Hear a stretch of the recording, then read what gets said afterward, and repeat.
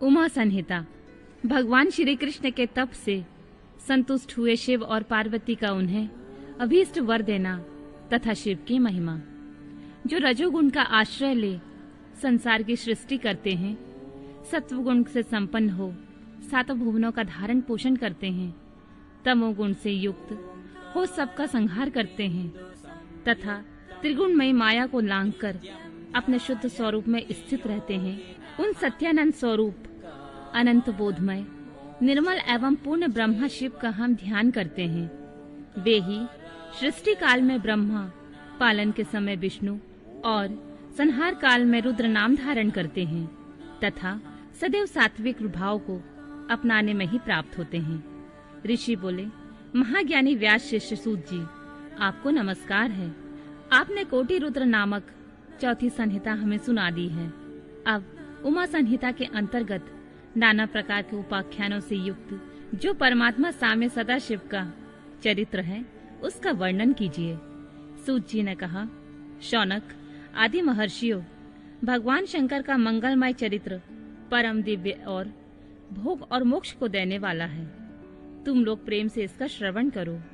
पूर्व काल में मुनिवर व्यास ने सनत कुमार के सामने ऐसे ही पवित्र प्रश्न को उपस्थित किया था और उसके उत्तर में उन्होंने भगवान शिव के उत्तम चरित्र का गान किया था। उस समय पुत्र की प्राप्ति के निमित्त श्री कृष्ण के हिमवान पर्वत पर जाकर महर्षि उपमन्यु से मिलने, उनकी बताई हुई पद्धति के अनुसार भगवान शिव की प्रसन्नता के लिए तप करने, उनसे तप से प्रसन्न होकर पार्वती, कार्तिकेय तथा गणेश सहित शिव के प्रकट होने तथा श्री कृष्ण के द्वारा उनकी स्तुति पूर्वक वरदान मांगने की कथा सुनाकर सनत कुमार जी ने कहा। श्री कृष्ण का वचन सुनकर भगवान भाव उनसे बोले, वासुदेव, तुमने जो कुछ मनोरथ किया है वह सब पूर्ण होगा। इतना कहकर त्रिशूलधारी भगवान शिव फिर बोले, यादवेंद्र, तुम्हें साम्य नाम से प्रसिद्ध एक महापराक्रमी बलवान पुत्र प्राप्त होगा। एक समय मुनियों ने भयानक संवर्तक प्रलयंकर सूर्य को शाप दिया था कि तुम मनुष्य योनि में उत्पन्न होगे, अतः वे संवर्तक सूर्य ही तुम्हारे पुत्र होंगे।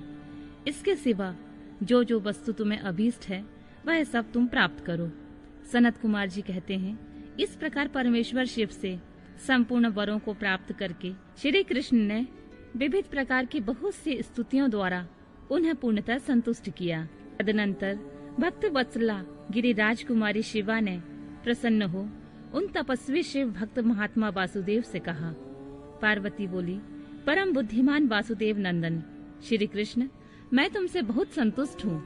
अनग, तुम मुझसे भी मनोवांछित वरों को ग्रहण करो जो भूतल पर दुर्लभ है। श्री कृष्ण ने कहा, देवी, यदि आप मेरे इस सत्य तप से संतुष्ट हैं और मुझे वर दे रही हैं, तो मैं यह चाहता हूँ कि ब्राह्मणों के प्रति कभी मेरे मन में द्वेष न हो। मैं सदा द्विजों का पूजन करता रहूं।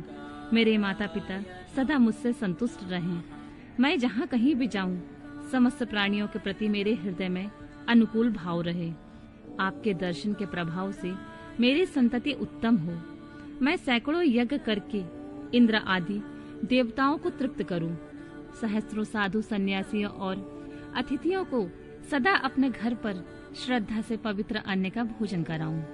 भाई बंधुओं के साथ मिलकर मेरा प्रेम बना रहे तथा मैं सदा संतुष्ट रहूं। सनत कुमार जी कहते हैं, श्री कृष्ण का वह वचन सुनकर संपूर्ण अभीष्टों को देने वाली सनातनी देवी पार्वती विस्मित हो गई। उनसे बोली, वासुदेव, ऐसा ही होगा, तुम्हारा कल्याण हो। इस प्रकार श्री कृष्ण पर उत्तम कृपा करके उन्हें उन वरों को देकर पार्वती देवी तथा परमेश्वर शिव दोनों वहीं अंतर्ध्यान हो गए। तदनंतर केशी हंतक श्री कृष्ण ने मुनिवर उपमन्यु को प्रणाम करके उनसे वर प्राप्ति का सारा समाचार बताया। तब उन मुनि ने कहा, जनार्दन, संसार में भगवान शिव के सिवा दूसरा कौन महादानी ईश्वर है तथा क्रोध के समय दूसरा कौन अत्यंत दुस्सह हो उठता है। महायशस्वी गोविंद दान, तप, शौर्य तथा स्थिरता में शिव से बढ़कर कौन है। अतः तुम शंभु के दिव्य ऐश्वर्य का सदा श्रवण करते रहो। तदनंतर उपमन्यु के द्वारा शिव की महिमा सुनने के बाद उन महेश्वरों को नमस्कार करके वासुदेव नंदन केशव मन ही मन शंभु का स्मरण करते हुए द्वारकापुरी को चले गए। नरक में गिराने वाले पापों का संक्षिप्त परिचय। सनत कुमार जी कहते हैं, व्यास जी, जो पाप परायण जीव महानरक के अधिकारी हैं, उनका संक्षेप में परिचय दिया जाता है। सावधान होकर सुनो। पर स्त्री को प्राप्त करने का संकल्प, पराये धन को अपहरण करने की इच्छा, चित्त के द्वारा अनिष्ट चिंतन तथा न करने योग्य कर्म में प्रवृत्त होने का दुराग्रह, ये 4 प्रकार के मानसिक पाप कर्म हैं। असंगत प्रलाप, बेसिर पैर की बातें, असत्य भाषण, अप्रिय बोलना और पीठ पीछे चुगली खाना, ये 4 वाचिक वाणी द्वारा होने वाले पाप कर्म हैं। अभक्ष भक्षण, प्राणियों की हिंसा, व्यर्थ के कार्यों में लगना तथा दूसरे के धन को हड़प लेना, ये 4 प्रकार के शारीरिक पाप कर्म हैं। इस प्रकार के 12 कर्म बताए गए हैं जो मन, वाणी और शरीर, इन तीनों साधनों से संपन्न होते हैं। जो संसार सागर से पार उतारने वाले महादेव जी से द्वेष करते हैं, वे सब के सब नरकों के समुद्र में गिरने वाले हैं। उनको बड़ा भारी पातक लगता है। जो शिव ज्ञान का उपदेश देने वाले तपस्वी की, गुरुजनों की ओर पिता ताऊ आदि की निंदा करते हैं, वे उन्मत्त मनुष्य नरक समुद्र में गिरते हैं। ब्रह्म हत्यारा, मदिरा पीने वाला, सुवर्ण चुराने वाला, गुरु पत्नीगामी तथा इन 4 से संपर्क रखने वाला 5वीं श्रेणी का पापी, ये सब के सब महापातकी कहे गए हैं। जो क्रोध से, लोभ से, भय से तथा द्वेष से ब्राह्मण के वध के लिए महान मर्म भेदी दोष का वर्णन करता है, वह ब्रह्म हत्यारा होता है। जो ब्राह्मण को बुलाकर उसे कोई वस्तु देने के पश्चात फिर ले लेता है तथा जो निर्दोष पुरुष पर दोषारोपण करता है, वह मनुष्य भी ब्रह्म हत्यारा होता है। जो भरी सभा में उदासीन भाव से बैठे हुए श्रेष्ठ दूजों को अपनी विद्या के अभिमान से अपमानित करके उसे निस्तेज कर देता है, उसे ब्रह्म हत्यारा कहा गया है। जो दूसरों के यथार्थ गुणों का भी बलात् खंडन करके झूठे गुणों द्वारा अपने आप को उत्कृष्ट सिद्ध करता है, वह भी निश्चय ही ब्रह्म हत्यारा होता है। जो सांडों द्वारा बाही जाती हुई गौओं के तथा गुरु से उपदेश ग्रहण करते हुए दूजों के कार्यों में विघ्न डालता है, उसे ब्रह्म हत्यारा कहते हैं। जो देवताओं, ब्राह्मणों तथा गौओं के उपयोग में दी हुई भूमि को हर लेता है, उसे ब्रह्म हत्यारा कहा गया है। देवता और ब्राह्मण के धन को हर लेना तथा अन्याय से धन कमाना ब्रह्म हत्या के समान ही पातक जानना चाहिए। जिस किसी व्रत, नियम तथा यज्ञ को ग्रहण करके उसे त्याग देना तथा 5 महायज्ञों का अनुष्ठान न करना मदिरापान के समय पातक बताया गया है। पिता और माता को त्याग देना, झूठी गवाही देना, ब्राह्मण से झूठा वादा करना, शिव भक्तों को मांस खिलाना और अभक्ष वस्तुओं का भक्षण करना ब्रह्म हत्या के तुल्य कहा गया है। वन में निरापराध प्राणियों का वध कराना भी ब्रह्म हत्या के ही तुल्य है। साधु पुरुषों को चाहिए कि वह ब्राह्मण के धन को त्याग दे, उसे धर्म के कार्य में भी न लगाए, अन्यथा ब्रह्म हत्या का दोष लगता है। गौओं के मार्ग में, वन में तथा गांव में जो लोग आग लगाते हैं, वे भी ब्रह्म हत्या ही करते हैं। इस तरह के जो भयानक पाप हैं, वे ब्रह्म हत्या के समान माने गए हैं। ब्राह्मण के द्रव्य का अपहरण करना, पैतृक संपत्ति के बंटवारे में उलटफेर करना, अत्यंत अभिमान और अधिक क्रोध करना, पाखंड फैलाना, कृतज्ञता करना, विषयों में अंतर्गत आसक्त होना, कंजूसी करना, सत्पुरुषों से द्वेष रखना, पर स्त्री समागम करना, श्रेष्ठ कुल की कन्याओं को कलंकित करना, यज्ञ, बाग बगीचे, सरोवर तथा स्त्री पुरुषों का विक्रय करना, तीर्थ यात्रा, उपवास तथा व्रत और उपनयन आदि का सौदा करना, स्त्री के धन से जीविका चलाना, स्त्रियों के अत्यंत वशीभूत होना, स्त्रियों की रक्षा न करना और छल से पराई स्त्री का सेवन करना, ब्रह्मचर्य आदि व्रतों का त्याग देना, दूसरों के आचार का सेवन करना, आसत शास्त्रों का अध्ययन करना, सूखे तर्क का सहारा लेना, देवता, अग्नि, गुरु, साधु तथा ब्राह्मण की निंदा करना, पितृयज्ञ और देव यज्ञ को त्याग देना, अपने कर्मों का परित्याग करना, बुरे स्वभाव को अपनाना, नास्तिक होना, पापों में लगना तथा सदा झूठ बोलना, इस तरह के पापों से युक्त स्त्री पुरुषों को उपपातकी कहा गया है। जो मनुष्य गौओं, ब्राह्मण कन्याओं, स्वामी मित्र तथा तपस्वी महात्माओं के कार्य को नष्ट कर देते हैं, वे नरकगामी माने गए हैं। जो ब्राह्मणों को दुख देते हैं, उन्हें मारने के लिए शस्त्र उठाते हैं। जो द्विज होकर शूद्रों की सेवा करते हैं तथा जो कामवश मदिरा पान करते हैं, जो पाप परायण, क्रूर तथा हिंसा के प्रेमी हैं, जो गौशाला में, अग्नि में, जल में, सड़कों पर, पेड़ों की छाया में, पर्वतों पर, बगीचों में तथा देव मंदिरों के आसपास मलमूत्र का त्याग करते हैं, बांस, ईंट, पत्थर, काट, सींग और कीलों द्वारा जो रास्ता रूंधते या रोकते हैं, दूसरे के खेत आदि की सीमा मिटा देते हैं, छल से शासन करते हैं, छल कपट के ही कार्य में लगे होते हैं, किसी को ठग कर लाए हुए पाक, अन्न तथा वस्त्रों का छल से ही उपयोग करते हैं, जो स्त्री, पुत्र, मित्र, बाल, वृद्ध, दुर्बल, आतुर, भृत्य, अतिथि तथा बंधुजनों को भूखे छोड़कर स्वयं खा लेते हैं, जो आजितेंद्रिय पुरुषों स्वयं नियमों को ग्रहण करके फिर उन्हें त्याग देते हैं, संन्यास धारण करके वे फिर से घर बसा लेते हैं, जो शिव प्रतिमा का भेदन करने वाले हैं, गौओं को क्रूरता पूर्वक मारते और बारंबार उनका दमन करते हैं, जो दुर्बल पशुओं का पोषण नहीं करते हैं, सदा उन्हें छोड़े रखते हैं, अधिक भार लादकर उन्हें पीड़ा देते हैं तथा सहन न होने पर भी बलपूर्वक उन्हें हल या गाड़ी में जोतते हैं अथवा उनसे असहा बोझ खिंचवाते हैं, जो उन पशुओं को खिलाए बिना ही भार ढोने या हल खींचने के काम में जोत देते हैं, बंधे हुए भूखे पशुओं को चरने के लिए नहीं छोड़ते हैं, जो भार से घायल, रोग से पीड़ित और भूख से आतुर गाय बैलों का यत्न पूर्वक पालन नहीं करते हैं, वे सब के सब गौ हत्यारे तथा नरकगामी माने गए हैं। जो पापिष्ट मनुष्य बैलों के अंडकोश कुटवाते हैं और बंध्या गाय को जोतते हैं, वे महानार्किक हैं, जो आशा से घर पर आए हुए भूख, प्यास और परिश्रम से कष्ट पाते हुए और अन्य की इच्छा रखने वाले अतिथियों, अनाथों, स्वाधीन पुरुषों, दीन, बाल, वृद्ध, दुर्बल और रोगियों पर कृपा नहीं करते हैं, वे मूढ़ नरक के समुद्र में गिरते हैं। मनुष्य जब मरता है तब उसका कमाया हुआ धन घर में ही रह जाता है। भाई बंधु भी शमशान तक जाकर लौट आते हैं, केवल उसके किए हुए पाप और पुण्य ही परलोक के पथ पर जाने वाले उस जीव के साथ जाते हैं। जो औचित्य की सीमा को लांघकर मनमाना कर वसूल करता है तथा दूसरों को दंड देने में रुचि रखता है, वह राजा नरक में पकाया जाता है। जिस राजा के राज्य में प्रजा घूसखोरों अपनी रुचि के अनुसार कम दाम देकर अधिक कीमत का माल लेने वाले अधिकारियों तथा चोर डाकुओं से अधिक सताई जाती है, वह राजा भी नरकों में पकाया जाता है।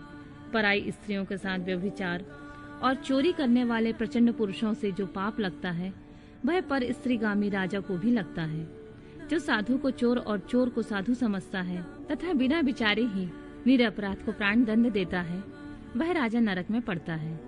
जिस किसी पराये द्रव्य को सरसों बराबर भी चुरा लेने पर मनुष्य नरकों में गिरते हैं, इसमें संशय नहीं है। इस तरह के पापों से युक्त मनुष्य मरने के पश्चात यातना भोगने के लिए न्यूतन शरीर पाता है, जिसमें संपूर्ण आकार अभिव्यक्त रहते हैं।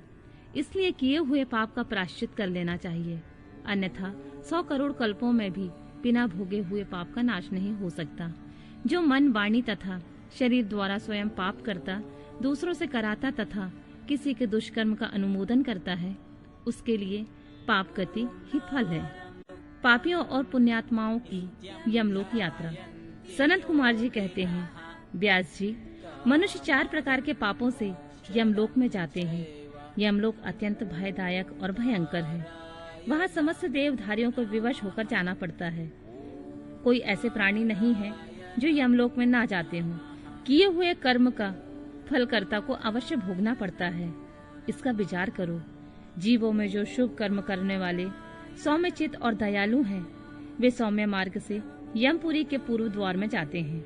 जो पापी, पाप कर्म परायण तथा दान से रहित हैं, वे भयानक दक्षिण मार्ग से यमलोक की यात्रा करते हैं। मृत्यु लोक से 86,000 योजन की दूरी लांघकर नाना रूप वाले यमलोक की स्थिति है, यह जानना चाहिए। पुण्य कर्म करने वाले लोगों को तो वह नगर निकटवर्ती सा जान पड़ता है, परंतु भयानक मार्ग से यात्रा करने वाले पापियों को वह बहुत दूर स्थित दिखाई देता है। वहां का मार्ग कहीं तो तीखे कांटों से युक्त है, कहीं कंकड़ों से व्याप्त है, कहीं छुरे की धार के समान तीखे पत्थर उस मार्ग पर जड़े गए हैं, कहीं बड़ी भारी कीचड़ फैली हुई है। छोटे बड़े पातकों के अनुसार वहां की कठिनाइयों में भी भारीपन और हल्कापन है। कहीं कहीं यमपुरी के मार्ग पर लोहे की सुई के समान तीखे डांप फैले हुए हैं। तदनंतर यमपुरी के मार्ग की भीषण यातनाओं और कष्टों का वर्णन करके सनत कुमार जी ने कहा, व्यास जी, जिन्होंने कभी दान नहीं किया वे लोग इस प्रकार दुख उठाते हैं और सुख की याचना करते हुए उस मार्ग पर जाते हैं। जिन्होंने पहले से ही दान रूपी पाथे राह खर्च ले रखा है वे सुख पूर्वक यमलोक की यात्रा करते हैं। इस रीति से कष्ट उठाकर पापी जीव जब प्रेतपुरी में पहुंच जाते हैं तब उनके विषय में यमराज को सूचना दी जाती है। उनकी आज्ञा पाकर दूत उन पापियों को यमराज के आगे ले जाकर खड़े करते हैं। वहाँ जो शुभ कर्म करने वाले लोग होते हैं उनको यमराज स्वागत पूर्वक आसन देकर पाद्य और अर्घ निवेदन करके प्रिय वर्ताव के द्वारा सम्मानित करते हैं और कहते हैं, वेदोक्त कर्म करने वाले महात्माओं, आप लोग धन्य हैं जिन्होंने दिव्य सुख की प्राप्ति के लिए पुण्य कर्म किया है। अतः आप लोग दिव्यांगनाओं की भोग से भूषित तथा संपूर्ण मनोवांछित पदार्थों से संपन्न निर्मल स्वर्गलोक में जाइए। वहाँ महान भोगों का उपभोग करके अंत में पुण्य के क्षीण हो जाने पर जो कुछ थोड़ा अशुभ शेष बच जाए उसे फिर यहाँ आकर भोगिएगा। जो धर्मात्मा मनुष्य होते हैं वे मानो यमराज के लिए मित्र के समान होते हैं। वे यमराज को सुख पूर्वक सौम्य धर्मराज के रूप में देखते हैं, किंतु जो क्रूर कर्म करने वाले होते हैं वे यमराज को भयानक रूप में देखते हैं। उनकी दृष्टि में यमराज का मुख दाढ़ों के कारण विकराल जान पड़ता है। नेत्र त्रेड़ी भुवों से प्रतीत होते हैं। उनके केश ऊपर को उठे होते हैं। दाढ़ी मूछ बड़ी बड़ी होती है। ओंठ ऊपर की ओर फड़कते रहते हैं। उनकी 18 भुजाएं होती हैं। वे कुपित तथा काले कोयलों की ढेर से दिखाई देते हैं। उनके हाथों में सब प्रकार के अस्त्र शस्त्र उठे होते हैं। वे सब प्रकार के दंड का भय दिखाकर उन पापियों को डांटते रहते हैं। बहुत बड़े भैंसे पर आरूढ़ हो, लाल वस्त्र लाल माला धारण करके बहुत ऊंचे महामेरु के समान दृष्टिगोचर होते हैं। उनके नेत्र प्रज्वलित अग्नि के समान उद्दीप्त दिखाई देते हैं। उनका शब्द प्रलय काल के मेघ की गर्जना के समान गंभीर होता है। वे ऐसे जान पड़ते हैं मानो महासागर को पी रहे हैं, गिरिराज को निगल रहे हैं और मुंह से आग उगल रहे हैं। उनके समीप प्रलय काल की अग्नि के समान प्रभा वाले मृत्यु देवता खड़े रहते हैं। काजल के समान काले काल देवता और भयानक कृतांत देवता भी रहते हैं। इनके सिवा भारी उग्र महामारी भयंकर काल रात्रि अनेक प्रकार के रोगों तथा भांति भांति के भयानक कुष्ठ मूर्तिमान और हो हाथों में शक्तिशूल अंकुश पाश चक्र और खड़ग लिए खड़े रहते हैं। ब्रज तुल्य मुख धारण करने वाले रुद्रगण शूर तरकस और धनुष धारण किए हुए वहां उपस्थित होते हैं। नाना प्रकार के आयुध धारण करने वाले महान वीर एवं भयंकर हैं। इनके अतिरिक्त असंख्य महावीर यमदूत जिनके अंग कांति काले कोयले के समान काली होती है, संपूर्ण अस्त्र शस्त्र लिए बड़े भयंकर जान पड़ते हैं। ऐसे परिवार से घिरे हुए घोर यमराज तथा भीषण चित्रगुप्त को पापिष्ट प्राणी देखते हैं। यमराज इन पाप कर्मियों को बहुत डांटते हैं और भगवान चित्रगुप्त धर्मयुक्त वचनों द्वारा उन्हें समझाते हैं। नरकों की 28 कोटियों तथा प्रत्येक के 5-5 नायक के क्रम से 140 रौरावादी नरकों की नामावली। सनत कुमार जी कहते हैं, व्यास जी, तदनंतर यमदूत पापियों को अत्यंत तपे हुए पत्थर पर बड़े बेग से दे मारते हैं, मानो वज्र से बड़े बड़े वृक्षों को धाराशाही कर दिया गया हो। उस समय शरीर से जर्जर हुआ देहधारी जीभ कान से खून बहाने लगता है और सुदबुद होकर निचेष्ट हो जाता है। तब वायु का स्पर्श कराकर वे यमदूत फिर उसे जीवित कर देते हैं और उसके पापों की शुद्धि के लिए उसे नरक समुद्र में डाल देते हैं। पृथ्वी के नीचे नरक की 7 कोटियां हैं जो 7वें तल के अंत में घोर अंधकार के भीतर स्थित हैं। उन सब की 28 कोटियां हैं। पहली कोटि घोरा कही गई है, दूसरी सुघोरा जो उसके नीचे स्थित है, तीसरी अति घोरा, चौथी महाघोरा, 5वीं घोर रूपा, 6ठी छतला तला, 7वीं भयानका, 8वीं काल रात्रि, नबी भयोत्कृता, उसके नीचे 10वीं चंडा, उसके नीचे महाचंडा, फिर चंड कोलाहला तथा उससे भिन्न प्रचंडा है, जो चंडों की नायिका कही गई है। उसके बाद पद्या, पद्यावती, भीता और भीमा है, जो भीषण नरकों की नायिका मानी गई हैं। 18वीं कराला, 19वीं विकराला और 20वीं नरक कोटि बजरा कही गई हैं। तदनंतर त्रिकोणा, पंचकोणा, सुदीर्घा, अखलार्दिता, समा भीमबला, भीमा तथा 28वीं दीप्ति प्राया है। इस प्रकार मैंने तुमसे भयानक नरक कोटियों के नाम बताए हैं। इनकी संख्या 28 ही है। ये पापियों को यातना देने वाली है। उन कोटियों में क्रमशः 5-5 नायक जानने चाहिए। अब उन सब कोटियों के नाम बताए जाते हैं, सुनो। उसमें प्रथम रौरव नरक है, जहाँ पहुंचकर देवधारी जीव रोने लगते हैं। महारौरव की पीड़ा से तो महान पुरुष भी रो देते हैं। इसके बाद शीत तथा उष्ण नामक नरक है। फिर सुघोर है। रौरव से सुघोर तक आदि के 5 नरक नायक माने गए हैं। इसके बाद सुमहा तीक्ष्ण, संजीवन, महानतम, विलोम, विलोप, कंस्टक, तीव्र वेग, कराल, विकराल, प्रकंपन, महावक्र, काल, कालसूत्र, प्रगर्जन, सूचिमुख, सुनेति, खादक, सुप्रीडन, कुंकिपाक, सुपाक, क्रकच, अति दारुण, अंगार राशि भवन, मेरु, आसक्र प्रहित, तीक्ष्ण टुंड, शकुनी, महासंवर्तक, क्रतु, तृप्त जंतु, पंकलेप, प्रतिमांस, त्रिपुद्रुभ, उच्चबास, सुनरुच्छिबास, दुधीर, कूटशालिम, दुरिष्ठ, सुमहावाद, प्रबाद, सुप्रतापम, मेघ, ब्रश, शाल्म, सिंहमुख, व्याघ्रमुख, गजमुख, कुंकुरमुख, सुकरमुख, अजमुख, महिषमुख, धूपमुख, कोकमुख, ब्रकमुख, ग्राह, कुंभिनस, नरक, सर्प, कूर्म, काक, ग्रंथ, उलूक, हलोक, शार्दुल, कथ, करकट, मंडूक, पूतिमुख, रत्ताक्ष, पूतिमृतिक, कर्णध्रूम, अग्नि, क्रमी, गंधी बपु, अग्रीग, अप्रतिष्ठित, रुधिराभ, श्रव भोजन, लालाभक्ष, अन्यभक्ष, सर्वभक्ष, सुदारुण, कंस्टक, सुविशाल, विकट, कटपूतन, अम्बरीश, कटाह, कष्टदायिनी, वैतरणी नदी, सुतृप्त, लोहशयन, एकपाद, प्रपूरण, घोर, अति तालवन, अस्थिरभृंग, सुपूरण, विलासत, अस्तुर्यंत्र, कूटपाश, प्रमर्दन, महाचूर्ण, असुचूर्ण, तृप्त लोहमय, पर्वत, श्रुधारा, यमल पर्वत, मूत्रकूप, विष्टाकूप, अश्रुकूप, शीतल, क्षारकूप, मुसलोलुखल, यंत्रशिला, शकट, लालंग, लालपत्रवन, असीपत्रवन, महाशकट मंडप, सम्मोह, अस्थिभंग, तृप्त, चंचल, अयोगुण, लोहे की गोली, बहुदुख, महाक्रेश, कश्मल, शमल, मलात, हालाहल, विरूप, स्वरूप, यमानुग, एकपाद, त्रिपाद, तीव्र, अचिवर और तम। इस प्रकार ये 28 नरक और क्रमशः उनके 5-5 नायक कहे गए हैं।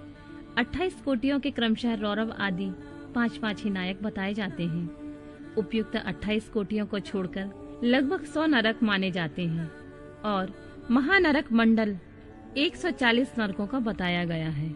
विभिन्न पापों के द्वारा मिलने वाली नरक यातना का वर्णन तथा कुंकरवली, काकवली एवं देवता आदि के लिए दी हुई बलि की आवश्यकता एवं महत्ता का प्रतिपादन। सनत कुमार जी कहते हैं, व्यास जी, इन सब भयानक पीड़ादायक नरकों में पापी जीवों को अत्यंत भीषण नरक यातना भोगनी पड़ती है। जो मिथ्या आगम पाखंडियों के शास्त्र में प्रवत होता है वह दुजिह नामक नरक में जाता है और जिहा के आकार में आधे कोस तक फैले हुए तीक्ष्ण हलों द्वारा उसे विशेष पीड़ा दी जाती है। जो क्रूर मनुष्य माता पिता और गुरुओं को डांटता है उसके मुंह में कीड़ों से युक्त विष्ठा ठूसकर उसे खूब पीटा जाता है। जो मनुष्य शिव मंदिर, बगीचे, बावड़ी कूप, तड़ाक तथा ब्राह्मण के स्थान को नष्ट भ्रष्ट कर देते हैं और वहां स्वेच्छा अनुसार रमण करते हैं। वे नाना प्रकार के भयंकर कोहलू आदि के द्वारा पेरे और पकाए जाते हैं तथा प्रलय काल पर्यंत नरकाग्नि में पकते रहते हैं।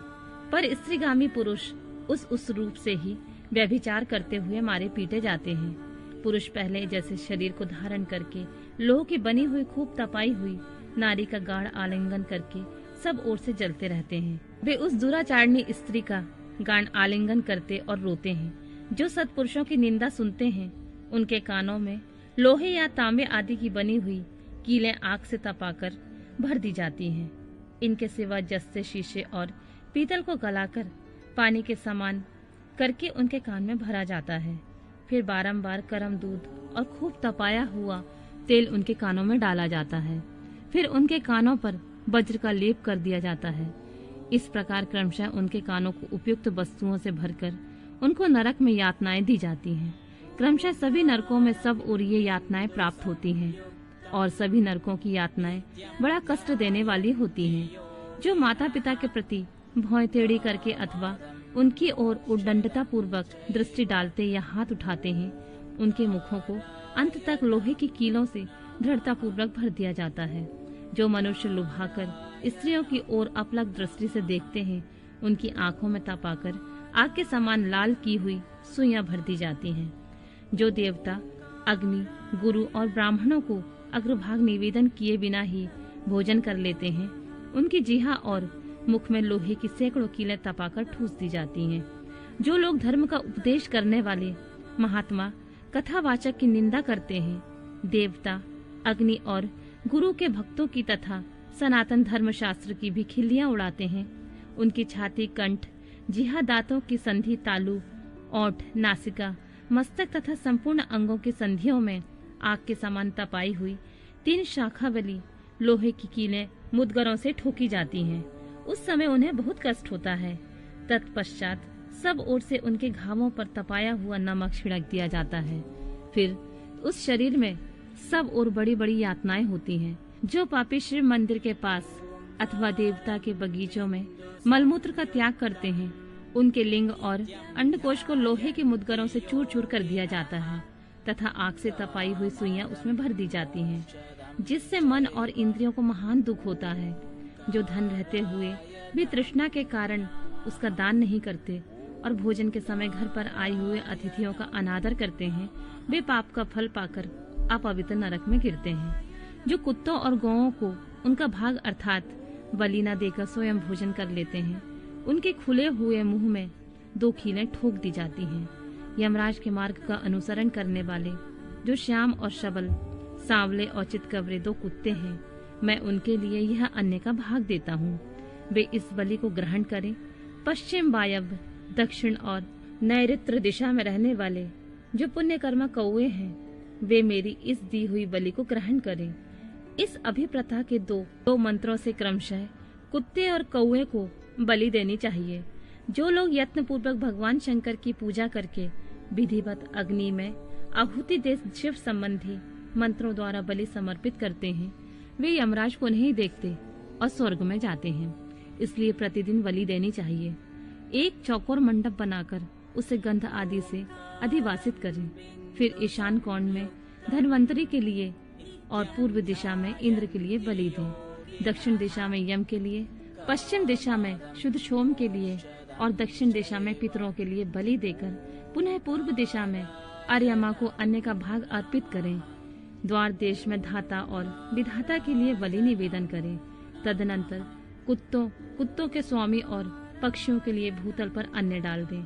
देवता, पितर, मनुष्य, प्रेत, भूत, गुहाक, पक्षी, कृमि और कीट ये सभी गृहस्थ से अपनी जीविका चलाते हैं। स्वाहाकार, स्वधाकार, वशटकार तथा हंतकार ये धर्ममयी धेनु के 4 स्तन हैं। स्वाहाकार नामक स्तन का पान देवता करते हैं। स्वधा का पितर लोग, वशटकार का दूसरे देवता और भूतेश्वर तथा हंतकार नामक स्तन का सदा ही मनुष्यगण पान करते हैं। जो मानव श्रद्धा पूर्वक इस धर्ममयी धेनु का सदा ठीक से समय पर पालन करता है, वह अग्निहोत्री हो जाता है। जो स्वस्थ रहते हुए भी उसका त्याग कर देता है, वह अंधकारपूर्ण नरक में डूबता है। इसलिए उन सबको बलि देने के पश्चात द्वार पर खड़ा हो क्षण भर अतिथि की प्रतीक्षा करे। यदि कोई भूखे से पीड़ित अतिथि या उसी गांव का निवासी पुरुष मिल जाए तो उसे अपने भोजन से पहले यथाशक्ति शुभ अन्न का भोजन कराएं। जिस घर में अतिथि निराश होकर लौटता है उसे वह अपना शाप दे बदले में उसका पुण्य लेकर चला जाता है।